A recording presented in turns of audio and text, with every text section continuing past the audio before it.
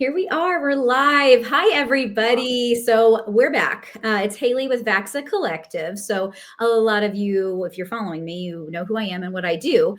So I recently have partnered with my friend Brian, who lives in Michigan. So we are representing. We're not coast to coast. We're more like Midwest to Upper Midwest, uh, from Missouri to Michigan. You know. Great Lakes to Great Plains, almost. I guess, yeah. There are a lot of hills though. Anyway, he's with Signifer Consulting. So he just launched this. I'm so excited for him. So when I saw that he had launched his own consulting business, I got really excited and I was like, let's chat and catch up because we used to work together in his former job, my former job. So I left my job in the nonprofit where we worked almost 7 years ago now to start Vaxa Collective.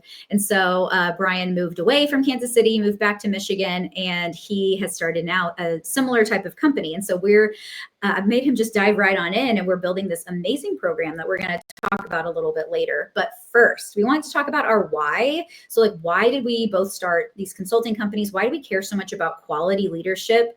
Why do we care about organizations having a good culture? And so I'll kind of let you go first, Brian. Like, I want to know, why did you decide to start Signifer Consulting? What inspired you? Like, what is your goal and impact that you have as your vision for Signifer Consulting? Yeah, I know 7 years. 7 years, that seems crazy. Mm-hmm. But so Signifer for me started because I have had so many diverse experiences with leadership, both as a leader and then working under different leaders. And I just realized that there's just so many misconceptions about what it takes to be a good leader. And I learned those misconceptions both by my own mistakes and then also being the unfortunate recipient of some of those mistakes from others. And I realized that, there's got to be a better way. And I think the thing that I realize is that I don't think no one starts off wanting to be a bad leader. Nobody starts off wanting to create the toxic environment that everyone complains about. And you see post after post on LinkedIn and you hear horror stories. Toxicity, yeah. We know that toxicity is one of the leading causes for turnover in companies, and it remains that even post COVID with like the Great Resignation, all that culture is one of the biggest drivers of that.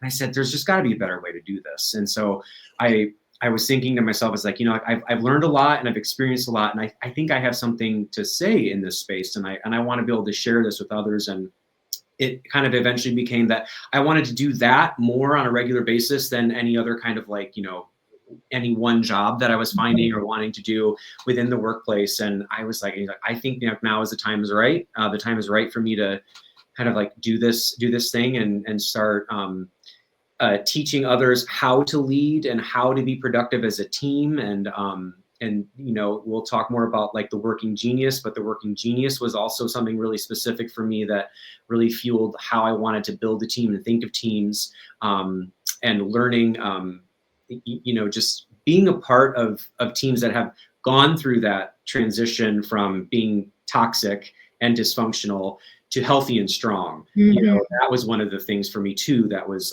okay, I've done this now. I've seen it kind of from all angles, and I want to help other teams kind of go through that same process of going from burnout, toxic, dysfunctional to healthy and strong. Yes, I love it. Like you said, there's got to be another way. That's exactly how I felt at the place where we both used to work, watching well-meaning people, but just people who maybe hadn't had the right leadership development or manager training, or they just weren't practicing what they've learned if they had the training. And so I just kept thinking, it does not have to be this miserable. It does not need to feel like dread going to work. And I know that I wasn't the only person. I knew other people saying they were crying on the way to work. I was so anxious, at the place where we used to work, for there was a period of time, maybe 7 months, kind of in the middle of when I worked there. And then it never really got great again. But where those 7 months, I think I was so anxious that I barely had an appetite. And I've never had that problem. I've always been a good eater and I could barely eat. So for probably 7 months, I would have a Chobani individual yogurt in the morning. If I could choke it down, maybe some cream in my coffee, and then barely be able to eat the rest of the day. I remember being at my favorite Indian restaurant with my dad on my birthday in 2015. And I took one bite of the food. He was like, he took me out to dinner for my birthday. And I was like, I'm sorry, I just can't even eat. I had that much anxiety. And then when you're not eating enough and not getting enough calories, and because of stress, your hair can fall out. So, I mean, luckily I didn't go bald or anything, but I was losing hair, like a lot of it. And it was more than I had ever like shed before. So I had lost a bunch of weight. My hair was falling out. I could barely sleep. There were times when like I literally would like, when I did fall asleep or wake up, I would like be in a sweat, or I would be having like almost nightmares and like senses of dread. It was so stressful and horrible that I just kept thinking like, it doesn't have to be this way. And first of all, I'm not even making enough money to be treated this poorly, right? Like I feel like I'm treated like shit. And if this isn't the Wolf of Wall Street, you know, I'm not making millions of dollars. I'm not even making six figures at the time. And so I started looking, like you said, for other jobs, and started like kind of pondering, like, what are other, like, I don't know, what's something I could do in employee engagement or in culture, leadership development, talent development, something like that. And all of those jobs like wanted an HR background. And I was like, I refuse to go back to like the bottom and like do HR stuff. It's very important work, but you don't want me doing compliance. I'm not a very compliant person. So I decided after like talking with a bunch of people to decide to just like go out on my own and just figure it out and like launch my own business. So I saved up money. Luckily, my rent at the time was wicked cheap and I didn't have a car payment. And I just kind of like learned to live pretty simply. And so I remember like we went to happy hour at Graham and Dunn on the plaza when I told you that I was leaving our place of work and starting my own business. And Brian, what did you say? Are you going to make it? That was the first thing he said. Are you going to make it? With deep concern. And I was like, well, thanks for the vote of confidence. And I know he was 7 years later, you're making it. He was just projecting, you know, like your own fears and things like that. And it's like, I've got enough fear. I don't need anybody else's. But that was funny. So when I talked to him on the phone and we were catching up, I literally was like, you know what I got to say now. And he knew it. So it's funny. It's 7 years and he knew it. Yeah. So, I mean, I started Vaxa Collective, Vaxa meaning in Swedish to grow. So I'm helping people and companies grow. I wanted a word that, you know, made people ask questions and get curious and start a conversation. So by starting Vaxa Collective, I get to do leadership trainings. I help managers become even better managers and learn their coaching skills so they can be awesome leaders for their own teams and reduce the amount of stress, make their culture more psychologically safe, where people can flourish and yes, be held accountable and have high performance, but also not be terrified when they're at work. It should never be that way. I mean, it breaks my heart to hear stories of people still saying like, oh my gosh, you know, I dread it every day, or I'm living a constant state of anxiety. And like what I would really feel with my anxiety was, and I had never been an anxious person before. Like I literally called people who I knew had anxiety when I was going through that. And I apologized for like never getting it before because I was like, I get it now. It's terrible. And you can't control it. You can't just like flip it off and say like, oh, today I'm not anxious. There's nothing to worry about. No, like there was a lot to worry about. At least that's what it felt like in my head. And do you find that like, there's this almost this assumption that like, well, you know, well, that's what I call it work. It's not fun and you're not going to enjoy it. You know, it's like, I think I kind of bought that for times like, well, yeah, none of us like to work and none of us, you know, we don't want to be doing, we'd rather be doing something else. We don't want to have to come to the office every day. So of course it's going to feel miserable and, you know, you're just being idealistic if you want it to be something else or more fulfilling, more, you know, pleasant or feeling, you know, successful in your role rather than just kind of like you're just there to. And I'm like, it doesn't have to be that way. It absolutely does not have to be that way. Amen. You know, we all have to do something for our livelihood. Yes, that is a reality, of course. But where does it say that we have to be miserable doing it? You know, there are so many things that go into you know, of course, your choice of job has something to do with it and the type of work that you're doing. But like as a leader, it is your responsibility to make sure that people on your team feel fulfilled, feel valued, feel like they are contributing, are part of the overall vision. If your team doesn't feel that way and you're a leader of people, that's on you. you've got to do something about it. I don't say that to shame any leaders, but maybe it's just like a wake up call of like, for me, I had that wake up call. I realized, I can't expect everyone to feel like they, are excited to be here and get what's going on, understand the vision. I have to do it. It's simple. It's not easy, but it is simple. You've got to do it. You have to take that and own yourself. Oh, absolutely. I want to just shout out to your beautiful, amazing wife. She pointed out we're both wearing striped shirts. And so we're really on the same brainwaves today. And like she said, like when Sunday scaries take over the whole week, it's not worth it. I completely agree. If people don't know what that means, the Sunday scaries, it's like that Sunday afternoon dread where you start kind of thinking like, oh, wait, I have to work tomorrow. And you kind of lose like all your oomph for the weekend because you're not even like able to enjoy it because you're just worried about work and like can't live your life. Yeah, awful. So I love that you brought that up because it's or like the stuff before about how like it doesn't have to be this way. I remember when I would like complain about the culture in my workplace, and I had a friend who, God bless her, she's a wonderful person, but she literally said what you just said, that it's called work for a reason. But again, that's just so icky to me. Like life is short. And I love that Mary Oliver poem, What Will You Do With Your One Wild and Precious Life? And I'm sorry, I'm not willing to put up with absolute bullshit. Forgive my French, but like, I'm not willing to do that. I'm not willing to like have that anxiety and fear and just like misery, especially if I'm not making enough money to put up with it, which I don't think anyone should. But like, it's like, and it's like the audacity with the amount of money you're paying me, you gotta be kidding me. Treat me a little bit better. That's why we work in nonprofit, for like the culture and the impact that we make in the community. So yeah, ick to that. So we decided when we started talking about doing this program, it's like, how can we blend what Brian is so passionate about, the Working Genius, which we kind of reviewed that yesterday. So go back and watch our video from yesterday if you missed it. And you'll see like what the types of genius are, 6 different ones. We'll get into those in the training. But so blending those in, so everybody will take an assessment. So the first week, we'll start on June 4th, I believe. Brian will explain all of the geniuses and like how you can use them. And then we go into my 5 pillars of successful leadership, which is the framework I take all of my coaching clients through. And I have for years now, as well as all my company like retainers. So if I'm doing their leadership development program, that's the framework that everything is built in. So I'll just kind of show everybody like our agenda for the program, which I'm very excited about. So this will be starting again.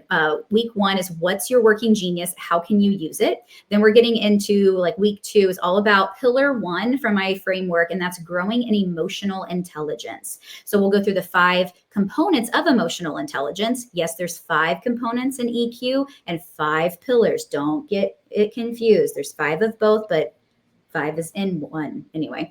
And then once you like understand yourself, so self-awareness and those components of emotional intelligence, it's so important to then go deeper. It's not just about you. Hello, you're the manager. You need to manage people.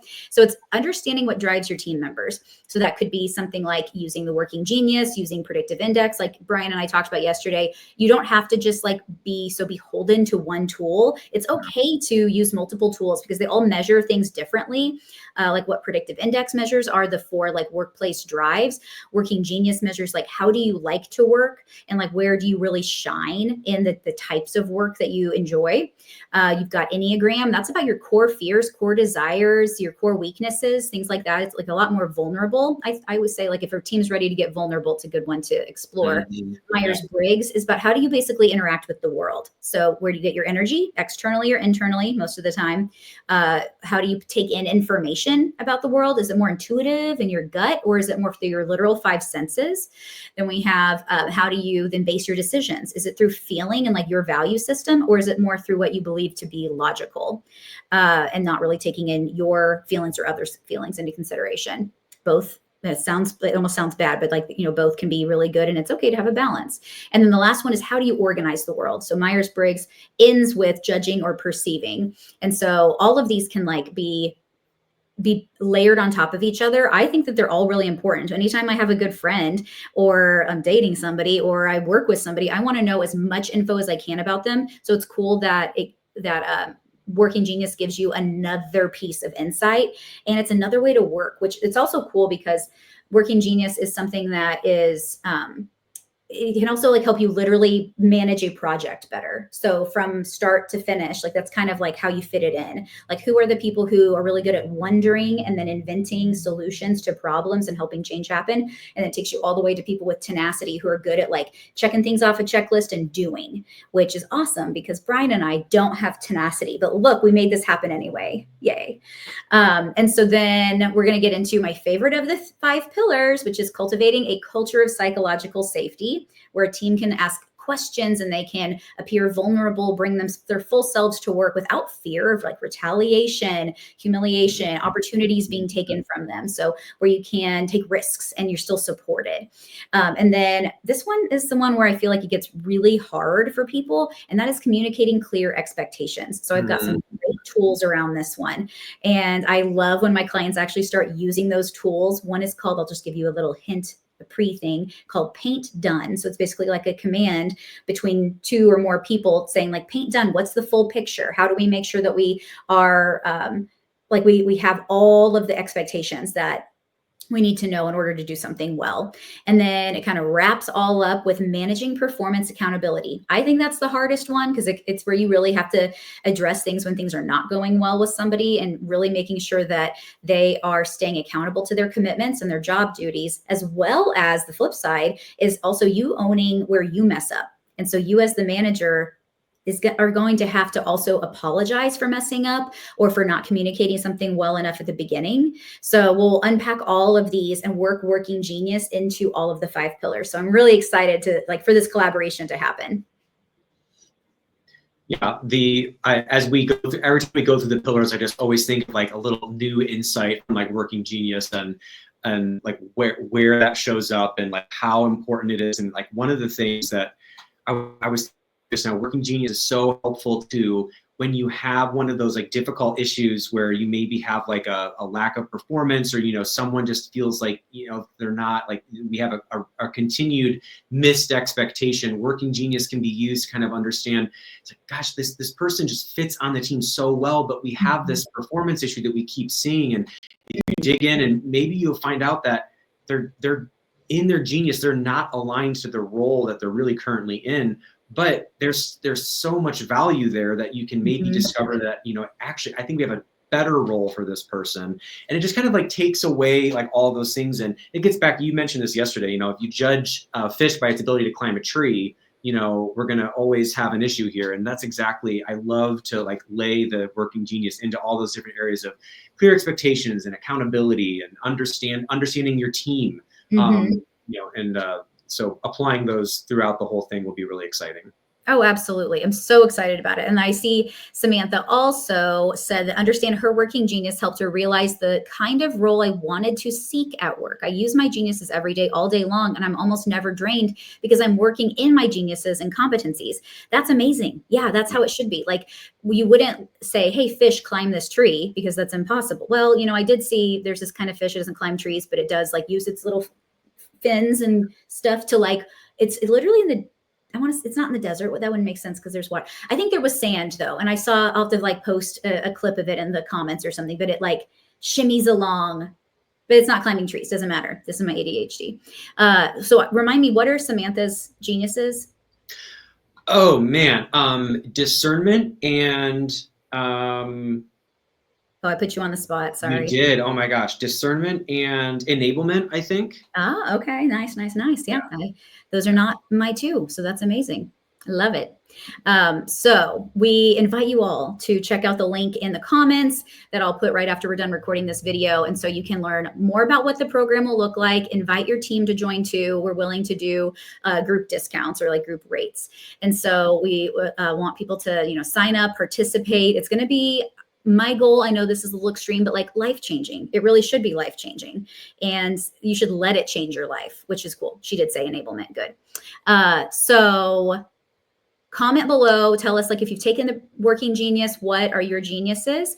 And if you're like, I've never heard of this before, tell me like instead about your Myers-Briggs, Enneagram, Predictive Index, tell me about another type, because they're all really, really great. And what I love about them is that they teach you something about yourself, regardless of which one you're exploring. And so this is going to be another tool in your toolbox that's newer. And it just has, a different lens and perspective of work. So we're really excited to work with you guys, and we'll be back probably tomorrow. We're going to try to do lives for like the next few weeks. So it's going to be great. Okay. Thanks, Brian. Thank you, Haley.